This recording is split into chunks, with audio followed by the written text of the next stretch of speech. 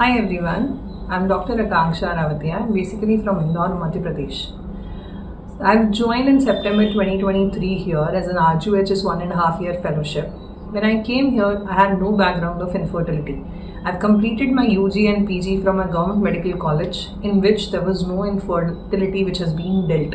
Hardly there was any timed intercourse, ovulation, induction, and follicular monitoring, that too also done by the normal radiologist only. So we had never encountered any much more infertility patients. But when I came here, I got to know about all the protocols, in which patient what we are supposed to do, what management we have to go ahead with. Either it's an IUI, either it is a timed intercourse, or either it's a IVF. And it's not just important to evaluate the female, we have to go hand in hand for the male parameters as well.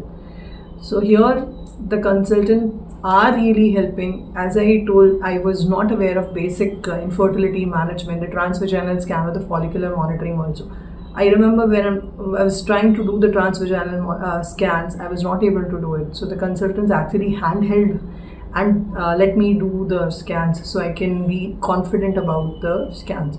Later on, same has applicable for the oocyte retrieval also. Handheld so many things, so many times we have got the oocyte retrieval so that we will be confident by the end of our tenure.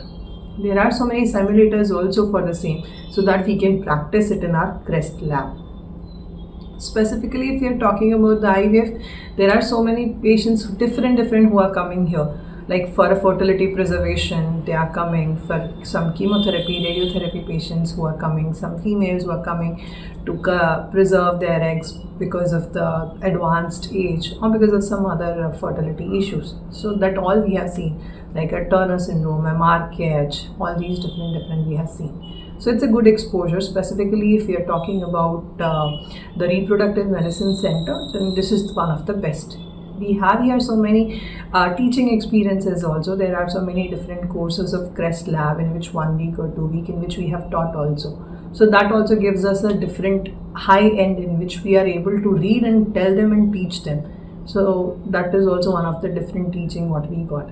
So here I have passed recently in February 2025, and I must say this is the best institute to complete or to basically know about the reproductive medicine, to start your journey with that reproductive medicine. Thank you.